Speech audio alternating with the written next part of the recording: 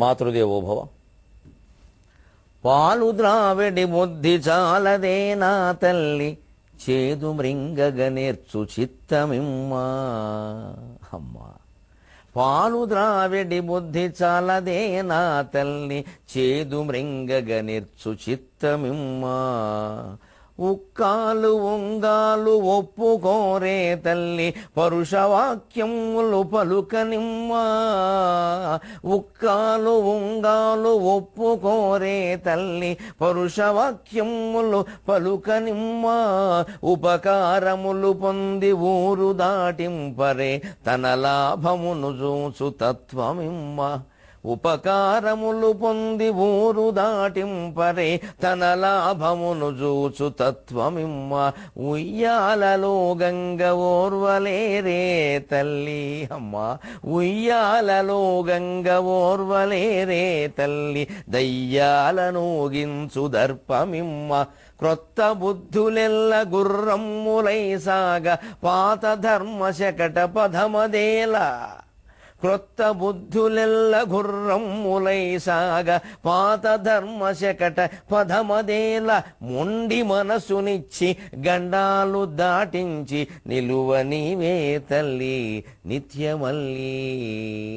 మొండి మనసునిచ్చి గండాలు దాటించి, నిలువ నీవే తల్లి నిత్యమల్లి. ఏబిఎన్ ఆంధ్రజ్యోతి ప్రేక్షక మహాశయులందరికీ నవజీవన వేదం అనే కార్యక్రమంలో 625వ భాగానికి స్వాగతం పలుకుతాం. సముద్రం వర్ణిస్తూ ఉన్న వామనావతార ఘట్ట వర్ణనలో ఉన్నాం మనం.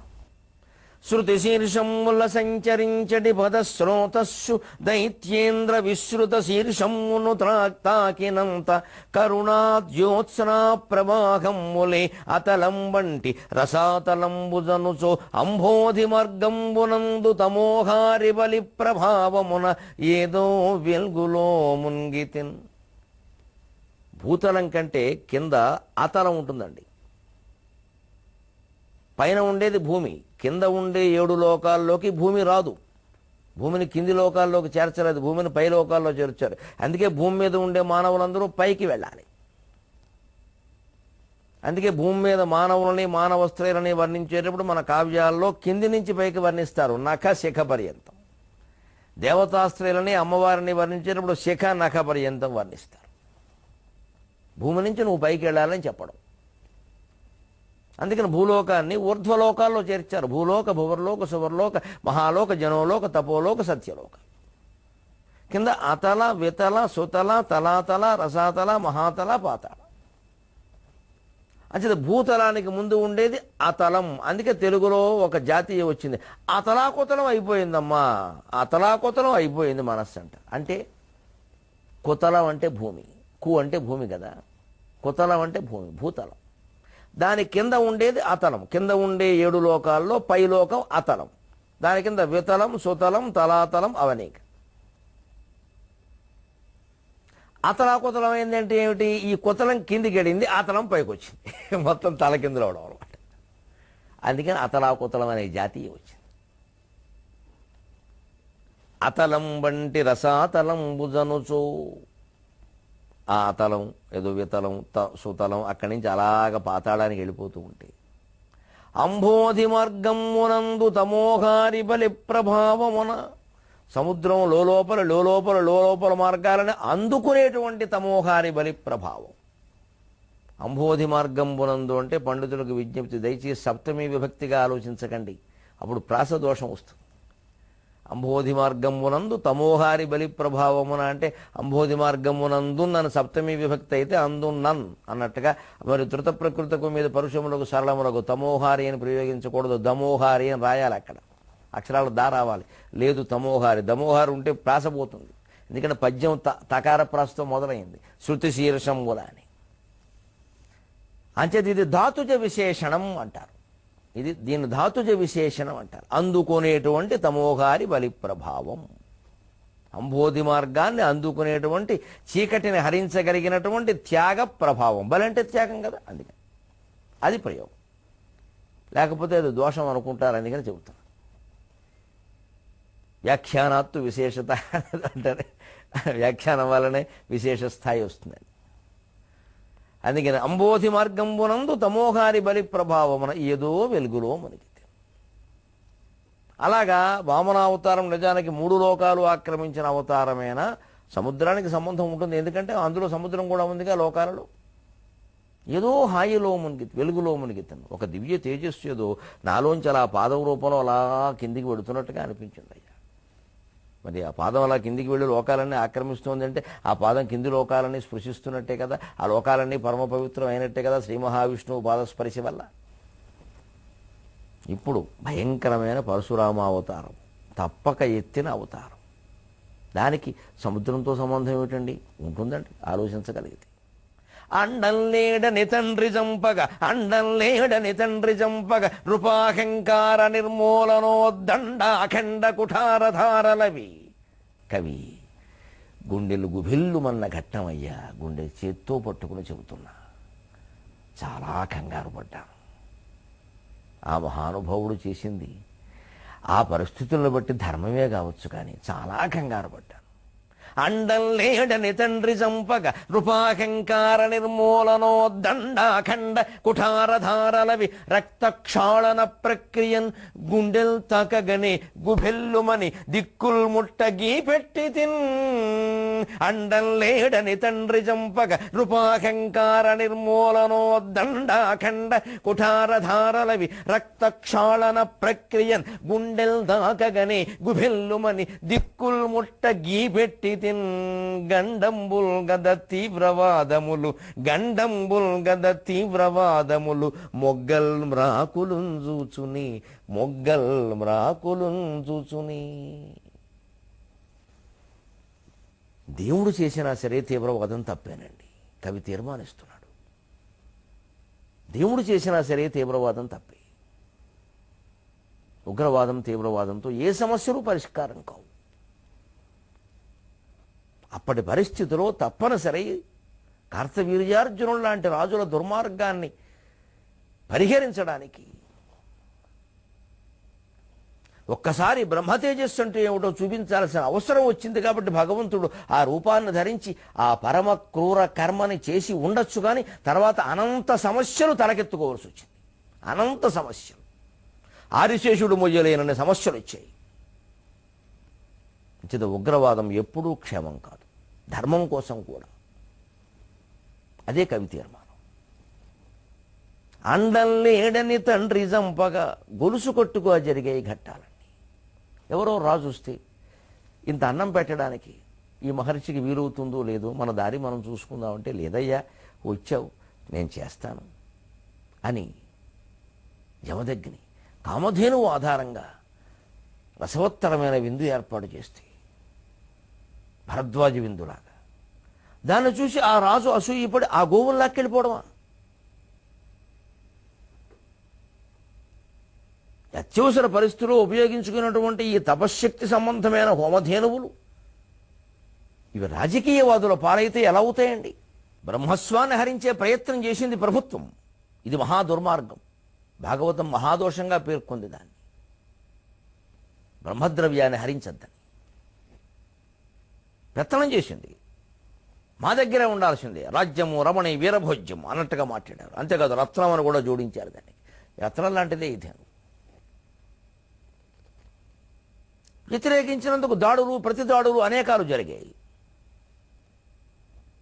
వందల మంది రాజకుమారులు వచ్చి జమదగ్నిని సంహరించారు.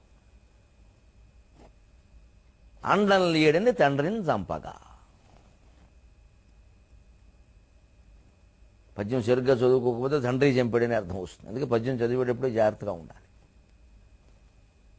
నృపాహంకార నిర్మూలనోద్దండ అఖండ కుఠార ధారలవి. అక్కడ భాషా ప్రయోగం అలాగే ఉండాలి. యువకవుల కోసం చెబుతాం. గొడ్డలి బట్టి చంపే అని రాయకూడదు, దిక్కుమాలిన భాష అంటారు దాన్ని. ఒక్కసారి గొడ్డలు వచ్చి మీద పండిట్టే ఉండాలి ఆ భాష. అంచేత కవికి ప్రౌఢ పద ప్రయోగం కూడా, జటిల సమాసాలు కూడా తెలిసి ఉండాలి. దానికి తగిన ఛందస్సు ఎంచుకోవాలి. అది శార్దూల ఛందస్సు. ఇటువంటి మాటలు తేటగీతుల్లో ఆటవెళ్తుల్లో చెప్పకూడదు, తేలిపోతాయి. కవిలో ఎప్పుడూ 3 రకాల కళలు ఉండాలి: వస్తుకళ, భావకళ, రచనా కళ. వస్తుకళ వస్తువుని ఇమర్చడంలో, ఇప్పుడు సంబంధం లేకపోయినా సరే ఎంచుకున్నాను చూడండి, ఆ వస్తువులను అమర్చడం, ఇమర్చడం. ఇప్పుడు ఈ కావ్యంలో మనం చాలా చూస్తాం అలాంటివి. ఎందుకంటే ఎక్కడెక్కడో ప్రపంచ చరిత్రలో రకరకాల దేశాల్లో ఉండే అనేక ఘట్టాలు పట్టుకొని చెబుతూ మధ్యలో మనదేదో ఓ ఘట్టం వస్తుంది, మళ్ళీ ఏదో విదేశాల్లో ఒక ఘట్టం వస్తుంది, మళ్ళీ ఏదో ఇంకొక సాహిత్యపరమైన ఘట్టం వస్తుంది, వెంటనే మళ్ళీ ఏదో యుద్ధం ఘట్టం వస్తుంది. ఆ సమన్వయం చేయడం చాలా కష్టం. కానీ జరిగింది భగవంతుడి దయ వల్ల, మా అమ్మ దయ వల్ల, పలుకులమ్మ దయ వల్ల. అది వస్తు కళ, వాటిని పేర్చడంలో ఉండేటువంటి కళ. రెండోది భావకళ. అది మనిషి మనస్సులో కాస్త దాని పట్ల ఒక భావన కలిగేలాగా చేయడం. ఊరికే వస్తువులు పెరిస్తే కవిత్వం అవుతుంది. ఒక మనస్సును కదిలించేటువంటి భావాలు ఉండాలి, అది భావకళ. ఆ భావాన్ని అభివ్యక్తం చేయడంలో మంచి భాషను దిద్ది తీర్చాలి, అది రచనా కళ. నగిషి చెక్కడం అంట. ఒట్టి కొయ్య పట్టుకొచ్చాం, అది వస్తువు కూడా. ముందు మంచం తయారు చేయాలంటే శోభనం మంచం, మామూలు మంచం కాదు మరి. దానికి చెక్క కూడా మంచి చెక్క ఉండాలి, మంచి కొయ్యి ఉండాలి. ముందు ఏ చెట్టు ఎంచుకోవాలి, ఏ చెట్టు నుంచి తేవాలి, అన్నీ ఉండాలి. అది వస్తుకళ. దాన్ని భావకళ అంటే దాన్ని చక్కగా అలాగ జాగ్రత్తగా అందంగా ఉండేలాగా తయారు చేయాలి. అసలు దాన్ని చూడగానే ఇది శోభనం మంచం అని అనిపించాలి చాలు. ఇక ఆపైన రచనా కళ ఏమిటి అంటే దానికి ఇలా ఏదో మంచం కుంభాల్లా పెట్టడం, రంభాల్లా పెట్టడం, హడావుడు చేయడం, దాని ఏవో మళ్ళీ సకినెల మంచపు జాతర సకినెలు పెట్టడం. సకినెలు అంటే పూర్వకాలపు శోభనం పందిరి మంచాలకి ఇలా పొడుగ్గా పైన కమ్మి కింద కమ్మి ఉంటే మధ్యలో ఇలా కిర్రు కిర్రు కిర్రు కిర్రు అంటూ ఉంటాయి. అవి రకరకాల సందర్భాల్లో కిర్రుమంటాయి. అదే సకినెల మంచపు జాతర అంటే. ఆ శబ్దాలు అప్పుడు వస్తే అదో అందం. దానికి అనేక రకాల పేర్లు పెట్టారు శాస్త్రాల్లో, చెబితే బాగుండదు కానీ చూసుకోండి, నాకేం పని. అందుకని ఏదో జగడపు జాతర, సకినెల మంచపు జాతర అంటే అదే అర్థం. అవన్నీ రచనా కళ. శోభన మంచం చెక్కడంలో ఆ కళ ఉండాలి. అందంగా ఉంటే సరిపోదు, ఆ రకమైన స్ఫురణ కలగాలి. ఇది ఊరికే మంచం ఉందో నలుగురు వచ్చి పేకాడుకోకూడదు అక్కడ. ఆ మంచం అది కాదు. అలా వస్తువు పద్యం కూడా ఎంచుకునే వస్తువు, దాన్ని అమర్చే విధానం, దానికి ఒక మంచి భావనాత్మకంగా చెప్పడం. ఆ విషయాన్ని మనిషి ఒక భావన, మంచి భావన హృదయంలో కలిగేలాగా, ఒక భావం మనిషిని కదిలించేలాగా. ఆ అభివ్యక్తి కోసం రకరకాల సమాసాలు ప్రయోగించి పదాలను చెక్కడం ద్వారా రచనా కళ చేయడం, నిరూపించుకోవడం. ఈ 3 ఉంటేనే మంచి కవి. అలాగా సందర్భాన్ని బట్టి ప్రయోగించాలి. నృపాహంకార నిర్మూలనోద్దండాఖండ కుఠారధారలవి. ఉద్దండమైన అఖండమైన గొడ్డలి దెబ్బలున్నాయి.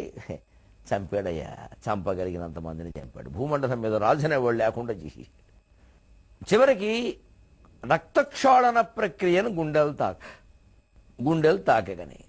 సముద్రానికి సంబంధం ఏమిటంటే ఈ అవతారంతో ఆ నెత్తులతో సముద్రం ప్రవహించిందని చెప్పొచ్చు. అంత క్రూరం చేయకూడదు పరశురాముడు వ్యవహారాన్ని. ఎందుకంటే ఆ సందర్భంలో అది అవసరమయ్యే చేశాడు. ఈ వేళ అసలు కుళ్ళిపోతున్న దేశం మొత్తం మీద రాజకీయాలు చూస్తుంటే ఓ పరశురాముడు పుట్టి చేస్తే బాగుండని అనిపిస్తుంది చాలామందికి. లేకపోతే వ్యవస్థ పరిష్కారం కావట్లేదు. ఎవరిని ఎక్కడి నుంచి సంస్కరించుకురావాలో అర్థం కావట్లేదు. ఇదివరకు కొంతమంది నాయకుల మీద మనకి నమ్మకం ఉండేది 10 ఏళ్ల క్రితం. ఇప్పుడు ఆ నమ్మకం కూడా పోతుందండి. వాళ్ళు కూడా స్వార్థాలు, వంశపరంపర, పాలన, పిచ్చి నమ్మకాలు వాటిలో పడిపోయారు మొత్తం. ప్రజలకు మనం ఏం చేసామనేది ముఖ్యం కాదు, చేసినట్టు కనిపించడమే ముఖ్యం అనే ధోరణిలోకి వచ్చేసారు అందరూ. ఇప్పుడు ఇంకా గొడవలే దిక్కు అని ఇప్పుడు అనిపిస్తోంది. ఇప్పుడు అర్థమవుతోంది పరశురామవతారం నాకు ఈ కావ్యం రాసినప్పటికంటే కూడా ఇప్పుడు బాగా అర్థమవుతుంది. రక్తక్షాళన ప్రక్రియను గుండెలు తాకగానే ఆ నెత్తురు కడగడం కోసం పరశురాముడు ఆ గొడ్డలని సముద్రంలో ముంచాడు. అప్పుడు ఒక్కసారి గుండె మామూలుగా కాదయ్యా, గుభిల్లు మందయ్యా.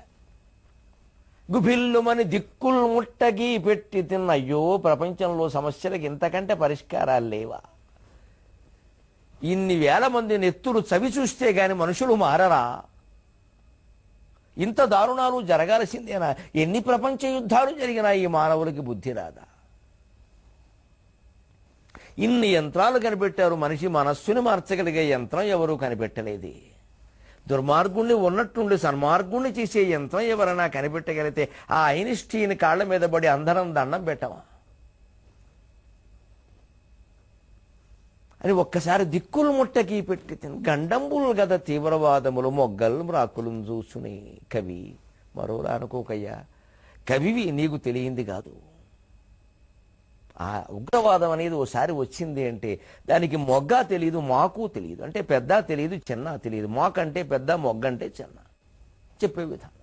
పెద్ద చిన్న తెలియదు అంటే పేపర్లో వార్త, మొగ్గ మాకు తెలియదు అంటే కవిత్వం. తేడా అది. అండంలేడని తండ్రి చంపగ నృపాహంకార నిర్మూలనోద్దండాఖండ కుఠారధారలవి రక్తక్షాళన ప్రక్రియన్ గుండెల్ దాకగని గుబెల్లుమని దిక్కుల్ ముట్టగీ పెట్టి తిన్ గండంబుల్ గద తీవ్రవాదములు మొగ్గల్ మ్రాకులుంజూచునే ధ్యేయము కాలకేయుల వధించుట చెబుతూ రామావతారంలోకి ప్రవేశించబోతుంటే కవి ఒక మాట అడుగుతాడు. తరంగం, నాకు సందర్భం కాకపోయినా ఒక్క మాట తెలుసుకోవాలనుంది. రామావతారం చెబుతావు, నాకు తెలుసు, పరశురాముడు తర్వాత రాముడే కదా, కానీ అగస్త్య మహర్షి ఆ కాలం వాడే కదా.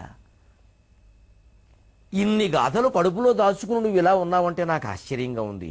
మేము ఏది తట్టుకోలేం మానవులం. కానీ అగస్త్య మహర్షి ఇన్ని గాథలు, ఇన్ని దుఃఖాలు, ఇన్ని ఆహ్లాదాలు, ఇన్ని రకాల పరిణామాలు దాచుకున్న నిన్ను కడుపులో దాచుకున్నట్ట. ఆయన రామావతారం కాలం వాడే కదా. ఒక్కసారి రాముడి గురించి చెప్పే ముందు, ఎందుకంటే రామాయణంలో పడ్డాము అంటే సీతారాముల పాదాలు విడిచిపెట్టలేం. మేం కవులం, మా కవులకు ఆదర్శం వాల్మీకి. ఒక్కసారి రామావతార రంగ ప్రవేశం చేసే ముందు ఒక్క సందేహం.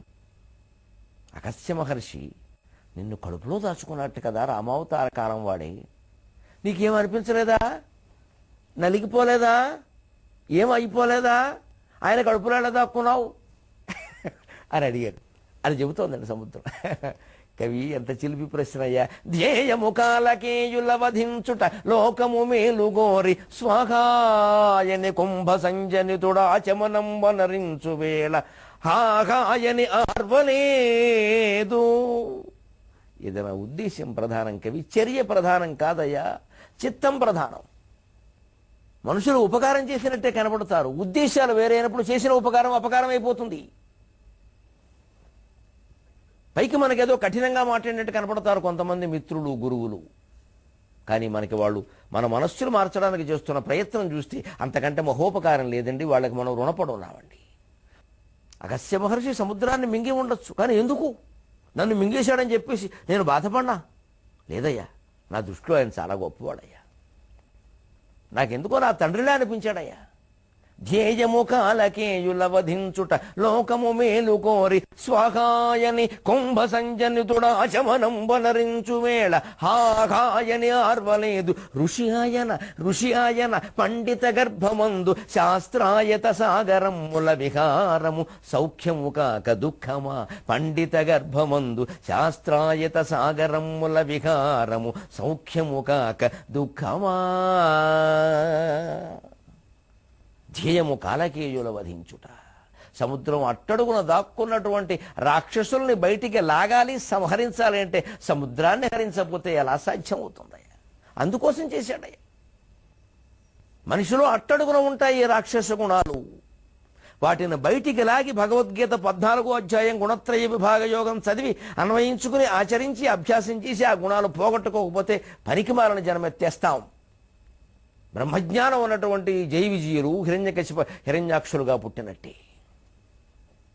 అంత బ్రహ్మజ్ఞానం ఉన్నవాళ్ళే వైకుంఠంలో ఉన్నవాళ్ళే ఎలా పుట్టవలసి వస్తే మన గతి ఏమిటండి? ఇది ఆలోచన చేయాలి. అట్టడుగును ఉంటాయి.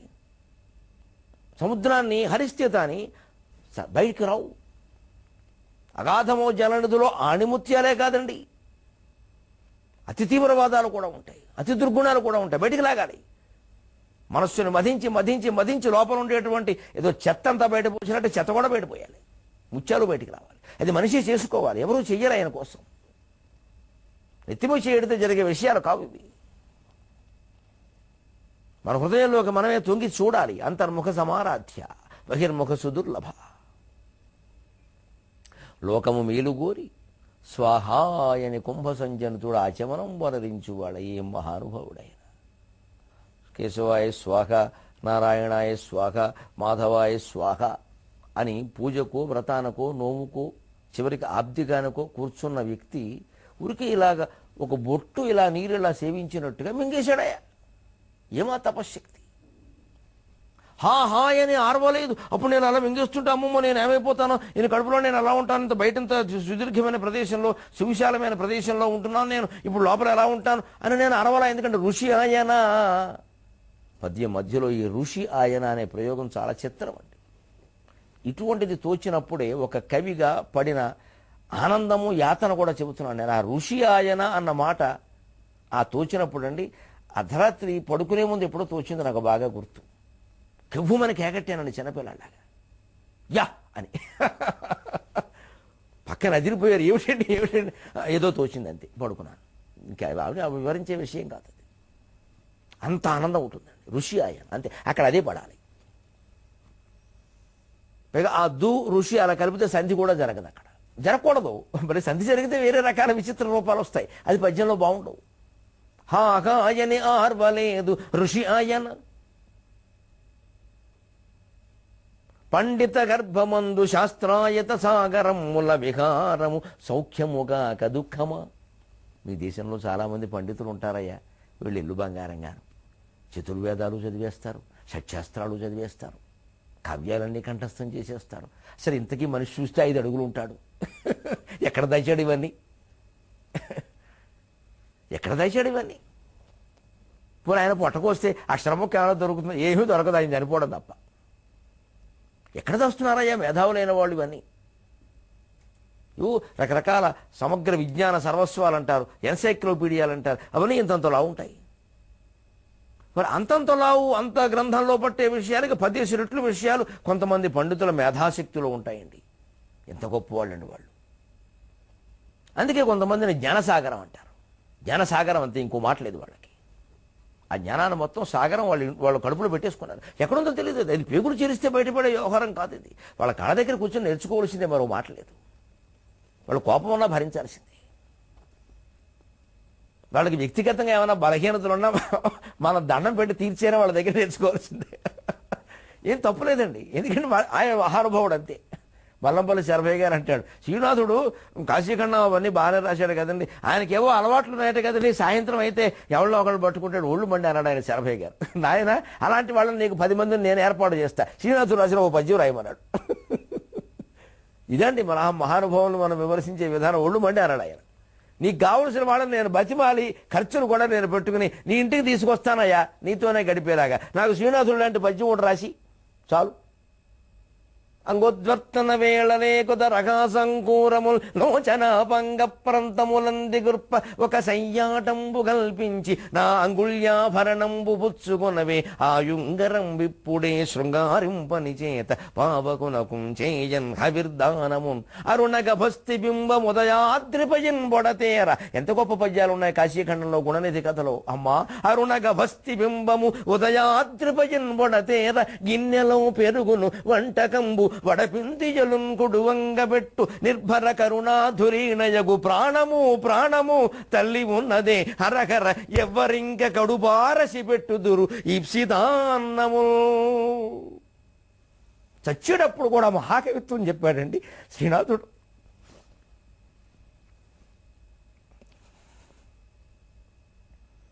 అటువంటి మహానుభావుడిని మనం శృంగారి విలాసి కొంపలు అంటుకున్నాయి. మాట అనేవాడు మూతి మీద కాల్చేయాలి. వాడిని మించిన శృంగార పురుషులు చాలామంది ఉన్నారు ప్రపంచంలో. వాళ్ళు పద్యాలు చెప్పారా? ఆయనకు శృంగారం ఉంటే మనకే, వాడు ఆవిడికి సంబంధించిన విషయం అది. మహానుభావుల చరిత్రలు, వ్యక్తిగత చరిత్రలోకి మనం వెళ్ళకూడదండి. మనకు ఆ హక్కు లేదండి అసలు. ప్రసార మాధ్యమాలు విపరీత ప్రచారాలు చేస్తున్న సందర్భంలో నేను చెప్పవలసి వస్తున్నమాట. వాళ్ళ ప్రతిభతోనే మనకు సంబంధం అండి. లోకాన్ని మోసం చేస్తే అది వేరే విషయం. వ్యక్తిగతంగా 100 ఉంటాయి, మనకు అనవసరం అది. ఇటువంటి పద్యాలు రాయమనండి ఈ తాగేవాళ్ళని తిరిగేవాళ్ళని. చాలా తేలిక మహానుభావుల గురించి మాట్లాడటం. శ్రీనాథుడు అంటే గుంటూరు శేషేంద్ర శర్మ గారు చెబుతాడు, సాక్షాత్తు శ్రీనాథుడే, విష్ణువే అన్నాడు ఆయన. ఎందుకంటే మరి శివభక్తి అంటే విష్ణువుగా వైకుంఠంలో ఉంటే శివభక్తి అందులో తెలుగు భాషలో చెప్పాలని ఆయనకు బాగా ఇష్టం. అందుకని శ్రీనాథుడుగా పుట్టాడు. విష్ణువు భోగయోగి, శ్రీనాథుడు అంతే అన్నాడు. నమస్కారం. శేషేంద్ర శర్మ గారి సంస్కారానికి నమస్కారం. శ్రీనాథావతార తత్వం అని అద్భుతమైన వ్యాసం రాశాడు ఆయన. ఆ మహాకవుల్ని మహానుభావుల్ని అర్థం చేసుకోవాల్సిన విధానం అది. అలాగా ఉద్దేశాన్ని గమనించాలండి, లేకపోతే విషయాలు అలా తెలుస్తాయి. ఈ అగస్త్యుని కథనే శ్రీనాథుడు ఎంత బాగా రాశాడు. అందుకని కవి పండిత గర్భమందు శాస్త్రాయత సాగరమ్మల విహారము సౌఖ్యము కాక దుఃఖమా. అటువంటి శ్రీనాథుడు లాంటి పండితులు, పోతనగారు లాంటి పండితులు, నన్నయ్య నుంచి నారాయణ రెడ్డి గారి వరకు ఉండే మహాకవులు, సాహిత్యవేత్తలు, పండితులు ఎన్ని శాస్త్రాలు, ఎన్ని జ్ఞానసాగరాలు మింగేసి ఉంటారయ్యా. వాళ్ళ కడుపులో ఉండడం ఓ చిన్నపిల్లల తల్లి గర్భంలో ఉన్న శిశువులాగా మాకు ఆనందంగా ఉంటుంది, కానీ మాకు దుఃఖం ఎందుకు ఉంటుందయ్యా. ఇప్పుడు నువ్వు అడిగినటువంటి అర్ధరావతారం రామావతారంలో ప్రవేశిద్దాం 23:30 గంటల్లో. ఎందుకంటే ఆయన తెలుగు రాముడు, తెలుగులో మాట్లాడితేనే సంతోషిస్తాడు. శరం.